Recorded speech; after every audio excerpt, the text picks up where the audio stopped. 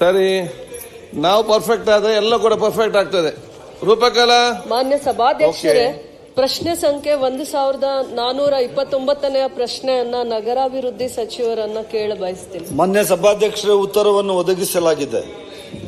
ಮಾನ್ಯ ಸಭಾಧ್ಯಕ್ಷರೇ, ಪ್ರಶ್ನೆಯನ್ನ ಕೇಳಿದೀವಿ ನಾವು ಇವರಿಗೆ.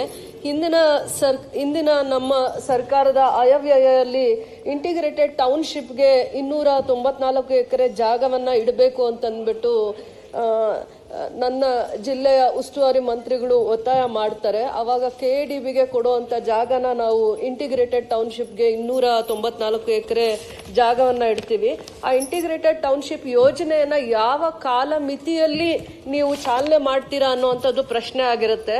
ಇವರು ನಮಗೆ 294 ಎಕರೆ ಜಾಗವನ್ನ ಕೇಳುವಂತ ಸಂದರ್ಭದಲ್ಲಿ ಅವರ ಯೋಜನೆಯ ಮಹತ್ವ ಏನು ಹೇಳಿರ್ತಾರೆ ಅಂತಂದ್ರೆ, ಘೋಷಣೆ ಮಾಡುವಾಗ, ಬಜೆಟ್ ಅಲ್ಲಿ ಘೋಷಣೆ ಮಾಡುವಾಗ ಸಾವಿರಾರು ಸಂಖ್ಯೆಯಲ್ಲಿ ಎಜುಕೇಟೆಡ್ ಎಂಪ್ಲಾಯ್ಮೆಂಟ್ ಆಪರ್ಚುನಿಟೀಸ್ ನ, IT ಸಾಫ್ಟ್ವೇರ್ ಕಂಪನಿನ, ಬ್ಯಾಂಕಿಂಗ್ ಹಬ್ ತರ್ತೀನಿ, ಎಜುಕೇಶನಲ್ ಹಬ್ ತರ್ತೀನಿ, ಹೆಲ್ತ್ ಸಿಟಿ ಮಾಡ್ತೀನಿ, ಮತ್ತೆ ಬ್ಯಾಂಗ್ಳೂರ್ದು ಒಂದು 2-3 ಎಕ್ಸಾಂಪಲ್ ಕೊಟ್ಟು ಎಲ್ಸಿಟಾ ಎಲೆಕ್ಟ್ರಾನಿಕ್ಸ್ ಸಿಟಿಯಲ್ಲಿ ಎಲ್ಸಿಟಾ ಅನ್ನೋದು ಮಾಡಿರೋದು ಇದೇ ಇಂಟಿಗ್ರೇಟೆಡ್ ಟೌನ್ಶಿಪ್ ಇಂದ. ಮತ್ತೆ ಡೆಲ್ಲಿಯಲ್ಲಿ ಪ್ರಶ್ನೆನು ಸರ್, ಇವರು ಕಳೆದ ಬಜೆಟ್ ಅಲ್ಲಿ KADBಗೆ ಹೋಗ್ತಾ ಇದ್ದಿದ್ದಂತ ಜಾಗನ ನಗರಾಭಿವೃದ್ಧಿಯಿಂದ ನಾನು ಇಂಟಿಗ್ರೇಟೆಡ್ ಟೌನ್ಶಿಪ್ ಮಾಡ್ತೀನಿ ಅಂತ ಮತ್ತೆ ನಮ್ಮ ಜಿಲ್ಲಾ ಉಸ್ತುವಾರಿ ಮಂತ್ರಿಗಳು ಆಗಿದ್ರಿಂದ ಸಾವಿರಾರು ಕೋಟಿ ಅನುದಾನದಲ್ಲಿ ಮತ್ತೆ PPP ಮಾಡೆಲ್ ಅಲ್ಲಿ ಈಗ ಹೇಳ್ತಾ ಇದ್ದಾರೆ ಸಾವಿರಾರು ಕೋಟಿ ಅನುದಾನದಲ್ಲಿ ಈ ಕ್ಷೇತ್ರ ಅಭಿವೃದ್ಧಿ ಆಗುತ್ತೆ. ಅವಾಗ ಬರೀ KGF ಕ್ಷೇತ್ರ ಅಲ್ಲ, ಮೈಸೂರು, ತುಮಕೂರು ಎಲ್ಲ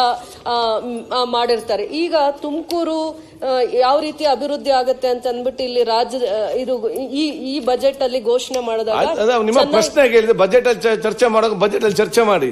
ಇಲ್ಲಿ ನಿಮ್ಮ ಪ್ರಶ್ನೋತ್ತರ ಪ್ರಶ್ನೆ ಏನು ಕೇಳಿ. ಈಗ ಪ್ರಶ್ನೆ, ಯಾವ ಕಾಲಮಿತಿಯಲ್ಲಿ ನೀವು ಇಂಟಿಗ್ರೇಟೆಡ್ ಟೌನ್ಶಿಪ್ ಅನ್ನ ಅಭಿವೃದ್ಧಿ ಮಾಡ್ತೀನಿ ಅಂತ ನೀವು ಮಾತು ಕೊಟ್ಟಿದ್ದೀರಾ ಕ್ಷೇತ್ರದ ಜನತೆಗೆ? ಅವರು ಕೂಡ ಅದನ್ನ ನಿರೀಕ್ಷೆಯಲ್ಲಿದ್ದಾರೆ. ನನ್ನನ್ನು ಪದೇ ಪದೇ ಪ್ರಶ್ನೆ ಮಾಡ್ತಾ ಇದ್ದಾರೆ. ನಾನು ಗೌರವದಿಂದಾನೆ ಯಾವ ಕಾಲಮಿತಿಯಲ್ಲಿ ನೀವು ಈ ಯೋಜನೆಯನ್ನ ಅನುಷ್ಠಾನಕ್ಕೆ ತರ್ತೀರಾ ಅನ್ನುವಂಥದ್ದು ನನ್ನ ಪ್ರಶ್ನೆ. ಮಾನ್ಯ ಸಭಾಧ್ಯಕ್ಷರೇ, 2024-25ನೇ ಸಾಲಿನ ಆಯವ್ಯಯದಲ್ಲಿ ನಾವು ಸುಮಾರು ನಗರಗಳಲ್ಲಿ ಇಂಟಿಗ್ರೇಟೆಡ್ ಟೌನ್ಶಿಪ್ ಮಾಡಬೇಕು ಅಂತೇಳಿ ನಾವು ಪ್ರಾಜೆಕ್ಟ್ ಅನ್ನ ಮಾಡ್ತಾ ಇದ್ದೀವಿ ಸಭಾಧ್ಯಕ್ಷ. ಬೆಂಗಳೂರು, ಕಲಬುರಗಿ, KGF, ತುಮಕೂರು, ಈ ತರ ಸುಮಾರು 6-7 ಜಾಗಗಳಲ್ಲಿ ನಾವು ಇಂಟಿಗ್ರೇಟೆಡ್ ಟೌನ್ಶಿಪ್ ಮಾಡಬೇಕು ಅಂತ ಹೇಳಿ ನಾವು ಯೋಜನೆಯನ್ನ ಮಾನ್ಯ ಮುಖ್ಯಮಂತ್ರಿಗಳ ಅಧ್ಯಕ್ಷತೆಯಲ್ಲಿ ನಾವು ಸೇರಿ ಮಾಡಿದ್ವಿ ಸಭಾಧ್ಯಕ್ಷ. This is the first time from the urban development department ನಮ್ಮ ಇಲಾಖೆಯಿಂದ ಇಂಟಿಗ್ರೇಟೆಡ್ ಟೌನ್ಶಿಪ್ ಮಾಡುವಂತಹ ಈ ಯೋಜನೆಗಳನ್ನು ನಮ್ಮ ಸರ್ಕಾರ ಇದು ಶುರು ಮಾಡಿದ್ದು ಸಭಾಧ್ಯಕ್ಷ. ಮಾನ್ಯ ಮುಖ್ಯಮಂತ್ರಿಗಳು ನಮ್ಮ ಸದಸ್ಯರು ಹೇಳಿರೋ ಪ್ರಕಾರ ಸುಮಾರು 900 ಎಕರೆಯಲ್ಲಿ ಜಾಗ ಇತ್ತು ಸಭಾಧ್ಯಕ್ಷರೇ, BEML ಜಾಗ. ಅದರಲ್ಲಿ ನಾನು ಮತ್ತೆ ನಮ್ಮ MB ಪಾಟೀಲ್ ಸರ್ ನಾವು ಮಾತಾಡಿ 600 ಎಕರೆ ಅವರು ಇಂಡಸ್ಟ್ರಿಗೆ ಉಪಯೋಗಿಸುವಂಥದ್ದು ಮತ್ತೆ 300 ಎಕರೆ ನಮಗೆ ನಗರಾಭಿವೃದ್ಧಿ ಇಲಾಖೆ ಕೊಟ್ಬಿಟ್ಟು ಇಂಟಿಗ್ರೇಟೆಡ್ ಟೌನ್ಶಿಪ್ ಮಾಡಬೇಕು ಅಂತ ಹೇಳಿ ನಾವು ಇದನ್ನ ತಗೊಂಡಿದ್ದೀವಿ ಸಭಾಧ್ಯಕ್ಷ. ನಮ್ಮ ರೂಪಕಲಾ ಅವರು ಸಹ ಇದ್ರ ಬಗ್ಗೆ ಬಹಳಷ್ಟು ಆಸಕ್ತಿ ವಹಿಸಿದ್ದಾರೆ ಸಭಾಧ್ಯಕ್ಷರೇ. ಈಗಾಗಲೇ ನಾನು ಅವರೆಲ್ಲ 3 ಸರ್ತಿ ಈ ಜಾಗಕ್ಕೆ ಭೇಟಿ ಕೊಟ್ಟಿದ್ವಿ ಸಭಾಧ್ಯಕ್ಷರೇ. ಸುಮಾರು 1000 ಎಕರೆ ಆಗಿದ್ರಿಂದ ಆ 300 ಎಕರೆ ಜಾಗವನ್ನ ಗಡಿಭಾಗಗಳನ್ನ ಗುರುತಿಸಿ ಆ 300 ಎಕರೆಗೆ ಈಗಾಗಲೇ ಈ ಕಲ್ಲುಗಳನ್ನೆಲ್ಲ ಹಾಕಿದ್ವಿ ಸಭಾಧ್ಯಕ್ಷ. ಇದು ನಮ್ಮ ಇಲಾಖೆಗೆ ಸೇರಿರುವಂಥದ್ದು ಅಂತ. ಮತ್ತೆ ಈ PPP ಮಾಡಲಲ್ಲಿ ಈ ಒಂದು ಪ್ರಾಜೆಕ್ಟ್ ಅನ್ನ ನಾವು ತಗೋಬೇಕು ಅಂತ ಮಾಡಿದ್ವಿ ಸಭಾಧ್ಯಕ್ಷ. ಮತ್ತೆ integrated township is including all this software ಮತ್ತೆ ಹಾರ್ಡ್ವೇರ್, ಹಾಸ್ಪಿಟ್ಲು, ಸ್ಕೂಲ್ಸು ಇವೆಲ್ಲ ಮಾಡಬೇಕು ಅಂತ ಹೇಳಿ ಈ ಪ್ರಾಜೆಕ್ಟ್ ಅಲ್ಲಿ ಇದೆ ಸಭಾಧ್ಯಕ್ಷ. ಈಗಾಗಲೇ ಈ ಫೀಸಿಬಿಲಿಟಿ ರಿಪೋರ್ಟ್ ಮಾಡಲಿಕ್ಕೆ ನಾವು ಒಂದು ಏಜೆನ್ಸಿಯನ್ನು ಸಹ ನಾವು ಫಿಕ್ಸ್ ಮಾಡಿದ್ದೀವಿ ಸಭಾಧ್ಯಕ್ಷ. ಇದು ಫೈನಾನ್ಷಿಯಲ್ ಮಾಡೆಲ್ಸ್ ಅಂದ್ರೆ ಇದು ಹೊಸ ಯೋಜನೆ ಸಭಾಧ್ಯಕ್ಷ. ಇಂಟಿಗ್ರೇಟೆಡ್ ಟೌನ್ಶಿಪ್ ಅನ್ನೋದು ಅರ್ಬನ್ ಡೆವಲಪ್ಮೆಂಟ್ ಡಿಪಾರ್ಟ್ಮೆಂಟ್ ಇಂದ ಹೊಸದಾಗಿ ನಾವು ಶುರು ಮಾಡ್ತಾರೆ ಸಭಾಧ್ಯಕ್ಷ. ಆದ್ರಿಂದ ಇದನ್ನ PPP ಮಾಡಲ್ ಕೊಡಬೇಕು ಅಂತ ನಾವು ಮಾಡಿದೀವಿ ಸಭಾಧ್ಯಕ್ಷ. ಸಾವಿರಾರು ಕೋಟಿ ವೆಚ್ಚ ಆಗ್ತದೆ ಸಭಾಧ್ಯಕ್ಷ.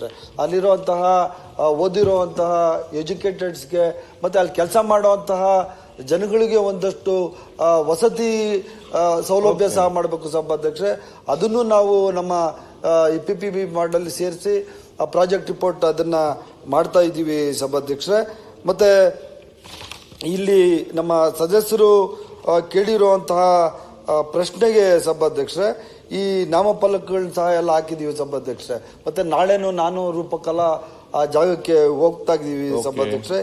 ಇದು ಆದಷ್ಟು ಜಲ್ದಿ ಈ PPP ಮಾಡಲಲ್ಲಿ ಯಾವ ತರ ಮಾಡಿದ್ರೆ ವಯಬಲ್ ಇರ್ತದೆ, ಸರ್ಕಾರಕ್ಕೂ ಸಹ ಇದರಿಂದ ದುಡ್ಡು ಬರಬೇಕಾಗ್ತದೆ, ಜನಗಳಿಗೂ ಸಹ ಅನುಕೂಲ ಆಗ್ಬೇಕಾಗ್ತದೆ ಅನ್ನೋದು ಸರ್ಕಾರದ ಮತ್ತು ಮುಖ್ಯಮಂತ್ರಿಗಳ ಇದು ಆಶಯ ಆಗಿರ್ತದೆ ಸಭಾಧ್ಯಕ್ಷರೇ.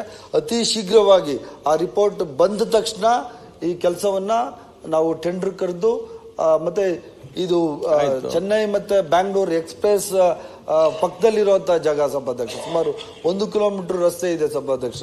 ಮಾನ್ಯ ನಮ್ಮ ಸದಸ್ಯರು ಬಂಗಾರಪೇಟೆ ನಾರಾಯಣ ಸ್ವಾಮಿ ಅವರು ಸಹ ಇದಕ್ಕೆ ಅವರು ಸಹ ನಮಗೆ ಸಹಾಯ ಮಾಡ್ತಾ ಇದ್ದಾರೆ ಸಭಾಧ್ಯಕ್ಷ. ರೂಪಕಲಾ ಅವರು ಸಹ ಇದಕ್ಕೆ ಬಹಳಷ್ಟು ಇಂಟ್ರೆಸ್ಟ್ ತಗೊಂಡಿದ್ದಾರೆ ಸಭಾಧ್ಯಕ್ಷ. ನಾವೆಲ್ಲ ಸೇರಿ ಈ ರಸ್ತೆಯನ್ನ ಗುರುತಿಸಿ ಆ ಜಾಗಕ್ಕೆ ದೊಡ್ಡ ರಸ್ತೆಯನ್ನ ಮಾಡಿ ಇದನ್ನ ಈ ರಾಜ್ಯದಲ್ಲಿ ಒಂದು ಮಾದರಿ ಇಂಟಿಗ್ರೇಟೆಡ್ ಟೌನ್ಶಿಪ್ ಮಾಡಬೇಕು ಅಂತ ಮಾನ್ಯ ಸಿದ್ದರಾಮಯ್ಯನವರ ಆಶಯ ಆಗಿರ್ತದೆ ಸಭಾಧ್ಯಕ್ಷ. ಇದು ಅತಿ ಶೀಘ್ರವಾಗಿ ಈ ಕಾರ್ಯಕ್ರಮವನ್ನು ನಾವು ಮಾಡ್ತೀವಿ. ಕ್ಲಾರಿಫಿಕೇಶನ್ ಕೇಳ್ಕೊ.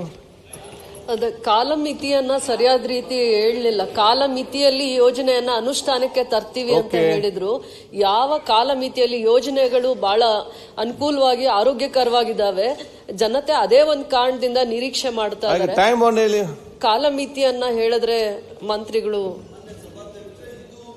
ಕರ್ನಾಟಕ ರಾಜ್ಯದಲ್ಲಿ ಹೊಸ ಯೋಜನೆ ಸಭಾಧ್ಯಕ್ಷ, ಇದು ಎಲ್ಲಿ ಅರ್ಬನ್ ಡೆವಲಪ್ಮೆಂಟ್ ಡಿಪಾರ್ಟ್ಮೆಂಟ್ ಇಂದ ಎಲ್ಲಿ ಮಾಡಿರ್ಲಿಲ್ಲ ಸಭಾಧ್ಯಕ್ಷ. ಸ್ವಲ್ಪ ಸಮಯ ಹಿಡಿತಾ ಇದೆ ಸಭಾಧ್ಯಕ್ಷ. ಈಗಾಗಲೇ ಆ ಪಾಣಿ ಎಲ್ಲ ನಮ್ಮ ಅರ್ಬನ್ ಡೆವಲಪ್ಮೆಂಟ್ ಇಲಾಖೆಗೆ ಬಂದಿದೆ ಸಭಾಧ್ಯಕ್ಷ. ಕಲ್ಲುಗಳು ಹಾಕಿದೀವಿ, ಕಾಂಪೌಂಡ್ ಹಾಕಿದೀವಿ. ಮುಂದಿನ ದಿವಸಗಳಲ್ಲಿ ಅತಿ ಶೀಘ್ರವಾಗಿ ನಮಗೂ ಸಹ ಇದ್ರ ಬಗ್ಗೆ ಬಹಳಷ್ಟು ಆಸಕ್ತಿ ಇದೆ ಸಭಾಧ್ಯಕ್ಷ.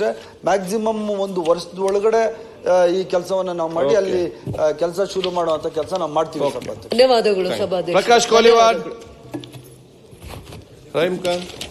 ಇಷ್ಟೇ ಗುರುತಿನ ಪ್ರಶ್ನೆ ಸಂಖ್ಯೆ